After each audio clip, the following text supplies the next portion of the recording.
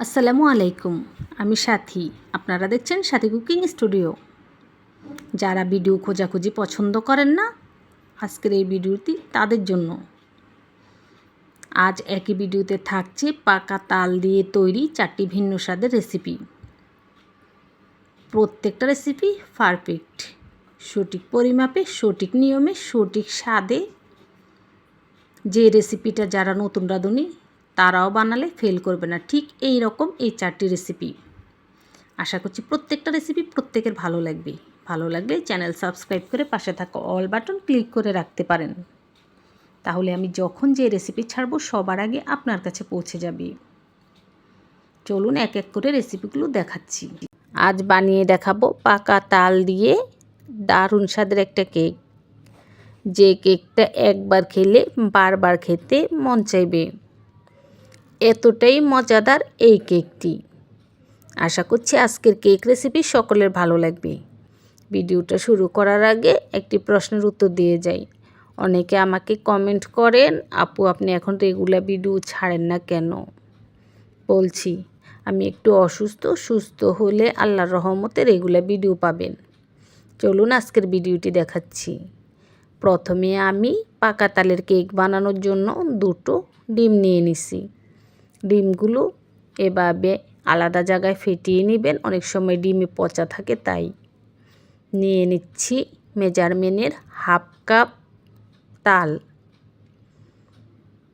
ঘন তাল নেবেন। নিয়ে নিচ্ছি মেজারমেন্ট কাপে 1 কাপের 3 ভাগের 1 ভাগ সয়াবিন তেল। নিয়ে নিচ্ছি হাফ কাপ চিনি। নিয়ে নিচ্ছি 1 চা চামচের 3 ভাগের 1 ভাগ লবণ। এবার সব কিছু একসাথে খুব ভালো করে মিশিয়ে নিতে হবে। হ্যান্ড উইচ ইলেকট্রিক বিটার অথবা ব্লেন্ডারও মিশিয়ে নিতে পারবেন। আমি কাঁটা চামচ দিয়ে মিশালাম।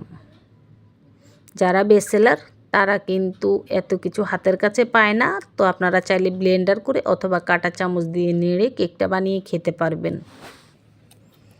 আচ্ছা, খুব ভালো করে মিশিয়ে নিছি। চিনি যতক্ষণ ভালোভাবে না গলবে ততক্ষণ পর্যন্ত মেশালেই হবে। এবার এখানে নিয়ে নিছি মেজারমেন্টের 250 গ্রামের কাপে 1 কাপ আটা। এটা হাফ কাপ ছিল, আমি দুবারে 1 কাপ নিছি। নিয়ে নিছি 1 কাপের 3 ভাগের 1 ভাগ গুঁড়ো দুধ। নিয়ে নিছি 1 চা চামচ বেকিং পাউডার। তারপর আবারও এই কাঁটা চামচটা দিয়ে এক ছাড় থেকে ঘুরিয়ে ঘুরিয়ে মিশিয়ে নিচ্ছি। একটু সময় নিয়ে মেশাতে হবে, যাতে করে একেবারে দানায় দানায় মিশে যায়, কোনো প্রকার জমাট বেঁধে না থাকে। ঠিক এই রকম করে স্ক্রিনে খেয়াল করুন আমি কিভাবে মিশিয়ে নিচ্ছি। কোনো প্রকার দানা ভাব নেই, একেবারে মিহি এবং রাবারি একটা মিশ্রণ হয়েছে। আর এর ঘনত্বটা অবশ্যই দেখে নিন। দাঁড়ান আমি চামচটা দিয়ে দেখাচ্ছি। তার আগে চামচটা দিয়ে খুব ভালো করে উল্টে পাল্টে এগুলোকে নেড়ে নিচ্ছি।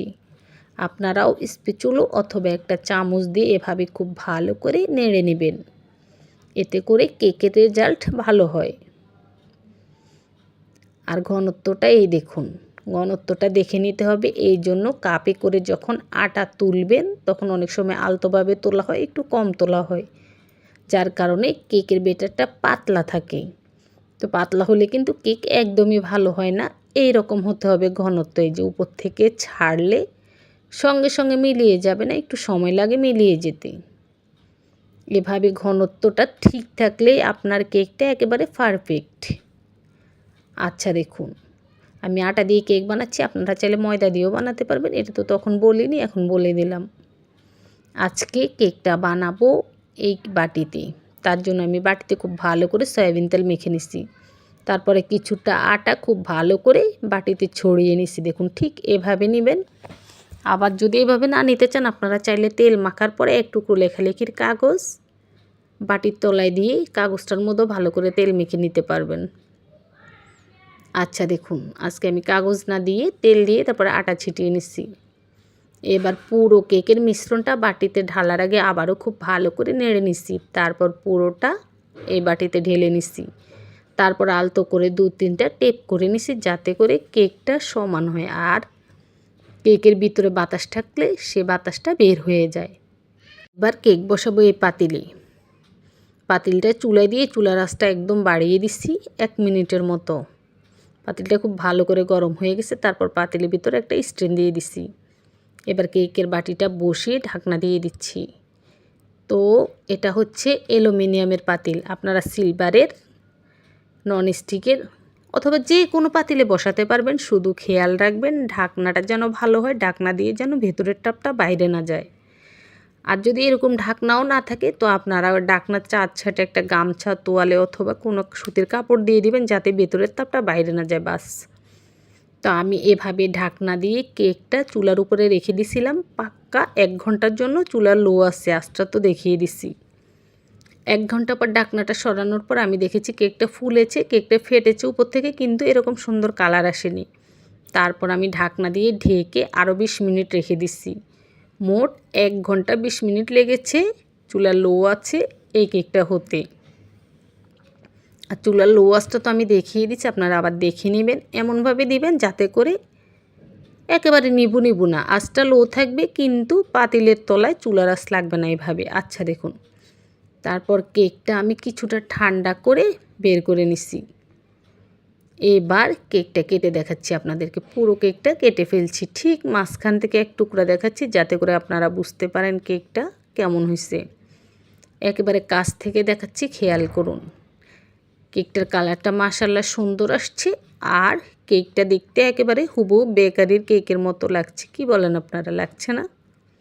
হ্যাঁ বন্ধুরা, আল্লাহর রহমতে কেকটা অনেক ভালো হয়েছে। আশা করছি আপনারা দেখেই বুঝে গেছেন অনেক ভালো হয়েছে। এবার ভেঙে দেখাচ্ছি। এভাবে একটা তালের কেক বানিয়ে বাসায় খেয়ে দেখবেন অনেক বেশি মজা পাবেন খেয়ে। সবাই ভালো থাকবেন। আজ বানিয়ে দেখাবো পাকা তাল দিয়ে ভাপা পিঠা। খুব সহজ রেসিপিতে এই ভাপা পিঠা বানিয়ে দেখাবো। বেসেলার সহ নতুন রাঁধুনি যারা সকলে পারবেন। আর এই ভাপা পিঠাটা পারফেক্ট রেসিপিতে, পারফেক্ট পরিমাপে, একদম সঠিক নিয়মে দেখাবো। আশা করছি রেসিপিটি সকলের ভালো লাগবে। পাকা তালের ভাপা পিঠা বানানোর জন্য প্রথমে আমি নিয়ে নিচ্ছি মেজারমেন্ট কাপে 1.25 কাপ বাজারের দোকানের কেনা শুকনো আতপ চালের গুঁড়া। 1 কাপটা নষ্ট হয়ে গেছে, আমি হাফ কাপ দিয়ে দুবারে মোট 1.25 কাপ মিলিয়ে নিছি। নিয়ে নিছি 1 কাপের 4 ভাগের 1 ভাগ আটা। নিয়ে নিছি 1 কাপের 4 ভাগের 1 ভাগ গুঁড়ো দুধ। ডিপ্লোমা ব্র্যান্ডের গুঁড়োর দুধটা আমি খাই, ওটাই নিছি। নিয়ে নিছি হাফ কাপ চিনি। নিয়ে নিছি হাফ চা চামচ বেকিং পাউডার ও হাফ চা চামচের অর্ধেক বেকিং সোডা। নিয়ে নিছি হাফ চা চামচ লবণ। এবার নিয়ে নিচ্ছি তাল।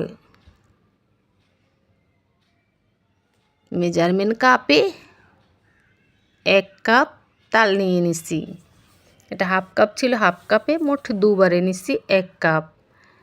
নিয়ে নিছি মেজারমেন্ট কাপের 1 কাপের 4 ভাগের 1 ভাগ সয়াবিন তেল ও একটি ডিম।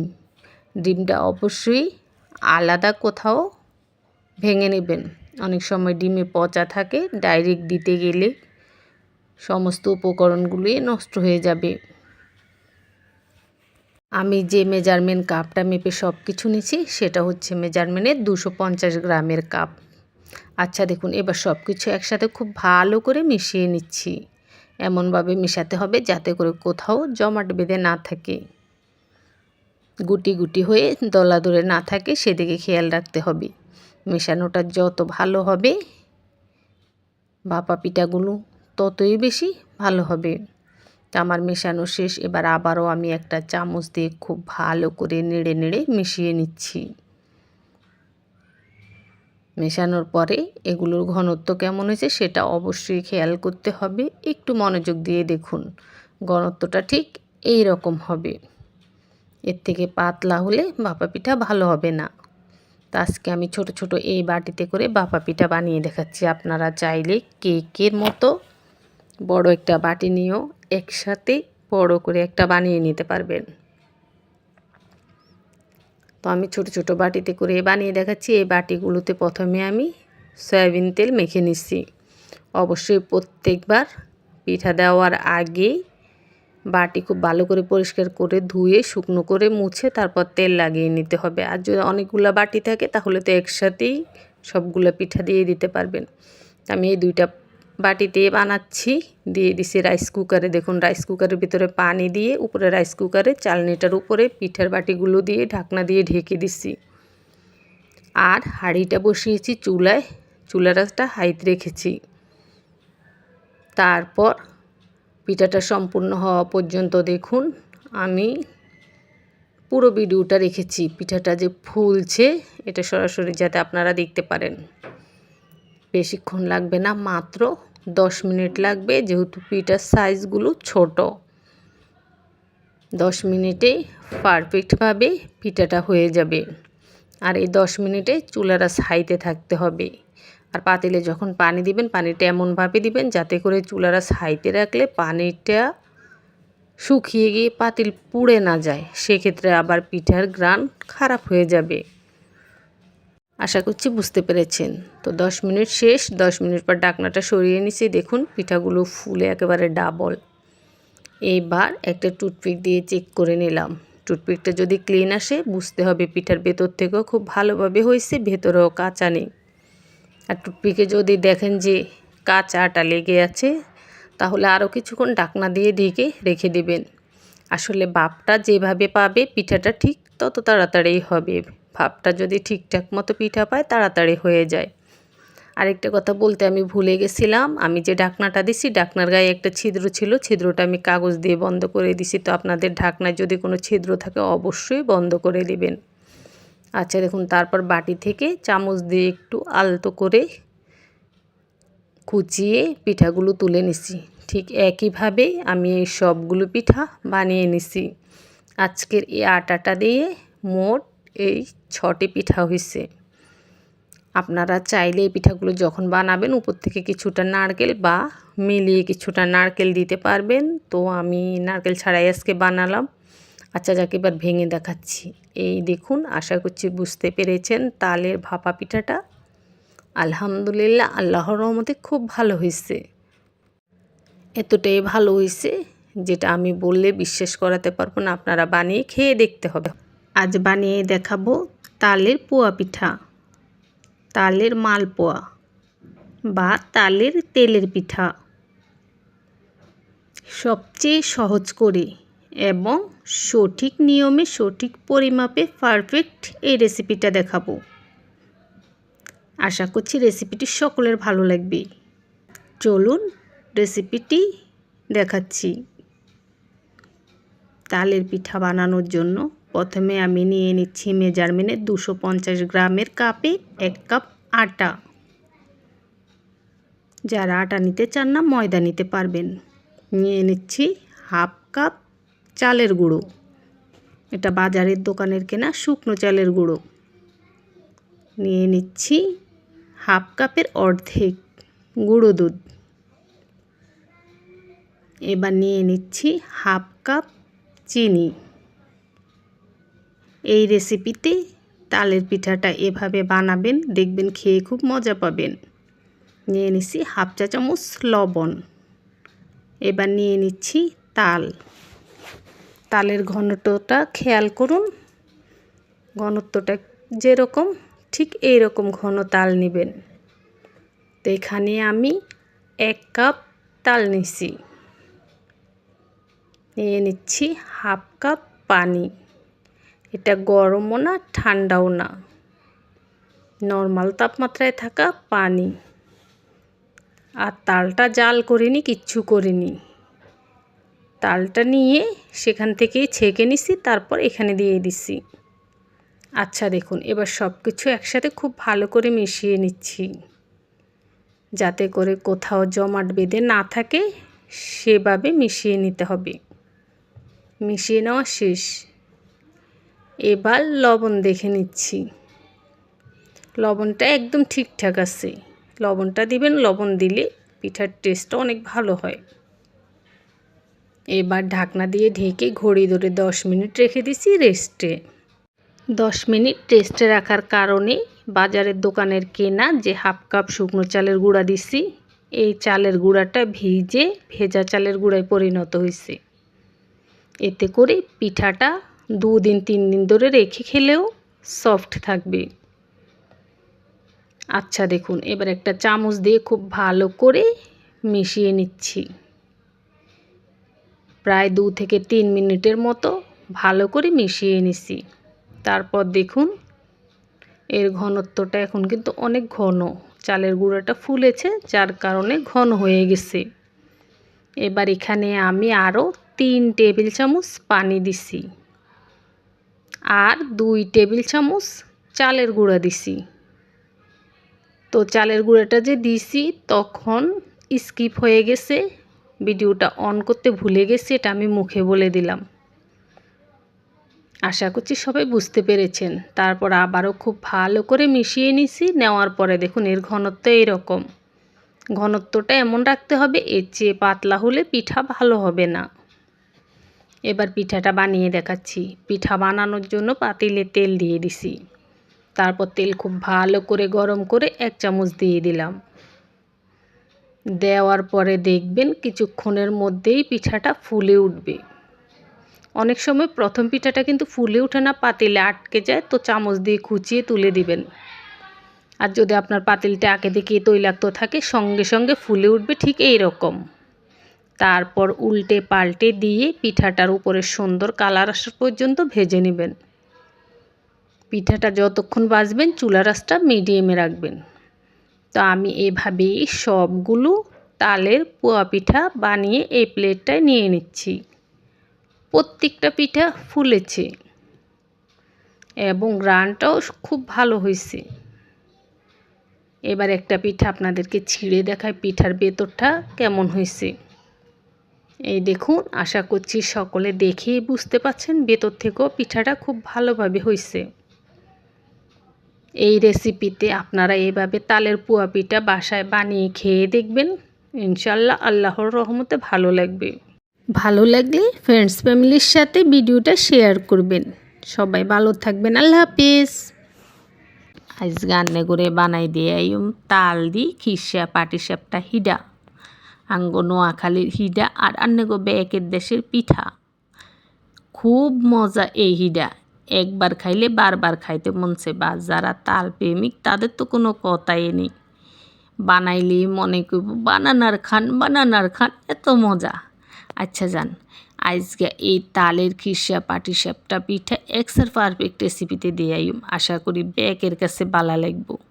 ভালো লাগলে চ্যানেল সাবস্ক্রাইব করে রেখেন, চলেন বানাই দিয়াই। খিসা পাটিসাপটা পিঠা বানানোর জন্য প্রথমে নিয়ে নিচ্ছি মেজারমেন্টের 250 গ্রামের কাপে 1 কাপ চালের গুঁড়া।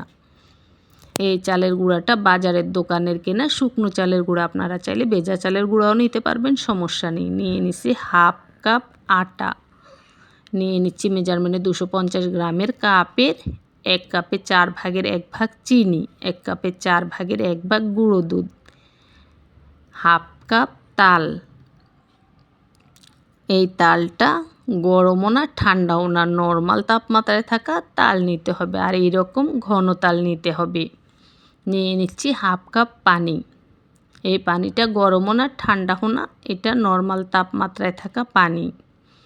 এখানে লিকুইড হিসেবে আমি পানি ব্যবহার করছি, আপনারা চাইলে লিকুইড দুধ ব্যবহার করতে পারবেন। এবার একটা কাঁটা চামচ দিয়ে এগুলোকে মিশিয়ে নিচ্ছি, আপনি চাইলে আপনার সুন্দর হাতটা দিয়েও মিশিয়ে নিতে পারবেন। আচ্ছা দেখুন, হাফ কাপ পানি দিয়ে মিশিয়ে নেওয়ার পরে আমি আরও হাফ কাপ পানি নিচ্ছি। এই হাফ কাপ পানি আমি মোট 2 বারে দিয়ে মিশিয়ে নিচ্ছি। এখানে মোট পানি ব্যবহার করেছি 1 কাপ। তারপরে আবারও মিশিয়ে নিচ্ছি। মিশিয়ে নেওয়ার সময় খেয়াল রাখতে হবে যাতে করে কোথাও জমাট বেঁধে না থাকে, দলা ধরে না থাকে। লবণটা প্রথমে দিতে ভুলে গেছি, এখন দিয়ে দিচ্ছি। এখানে 1 চা চামচের 4 ভাগের 1 ভাগ লবণ দিছি। লবণটা অবশ্যই দিবেন, লবণটা দেওয়ার কারণে পিঠার স্বাদটা অনেক বেশি ভালো লাগবে। তো লবণটা দেওয়ার পরে আবারও খুব ভালো করে মিশিয়ে নিচ্ছি। এবার এগুলোকে ঢাকনা দিয়ে ঢেকে রেস্টে রেখে দিচ্ছি। ততক্ষণ রেস্টে রাখবো যতক্ষণ না এর ভেতরের জন্য ক্ষীরটা তৈরি করব, ঠিক ততক্ষণ। ক্ষীরটা তৈরি করার জন্য এই পাতিলে নিয়ে নিছি 2 টেবিল চামচ চালের গুঁড়া, নিয়ে নিচ্ছি 1 কাপের 4 ভাগের 1 ভাগ গুঁড়ো দুধ, 1 কাপের 4 ভাগের 1 ভাগ চিনি, 1 চা চামচের 4 ভাগের 1 ভাগ লবণ ও হাফ কাপ তাল, নিয়ে নিচ্ছি হাফ কাপ পানি। এই তালটা নর্মাল তাপমাত্রায় থাকা, পানিটাও নর্মাল তাপমাত্রায় থাকা। আচ্ছা, হাফ কাপ করে মোট দুবারে 1 কাপ পানি নিচ্ছি। আর নিয়ে নিচ্ছি হাফ চা চামচ ঘি। আমি আড়ঙের ঘিটা খাই, সেখান থেকে হাফ চা চামচ নিচ্ছি। এই ঘিটা ফ্রিজে ছিল তাই এরকম দেখাচ্ছে।